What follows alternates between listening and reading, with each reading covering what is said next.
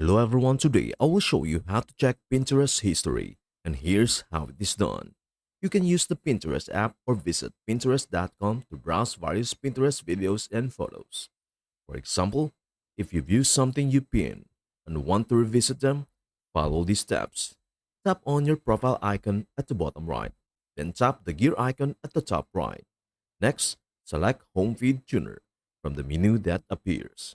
This will display your recent pins along with related ideas inspired by your pins. You can also explore recent interest boards and accounts you follow. To review your history, scroll through this section to see pins you have interacted with or viewed, even from weeks ago.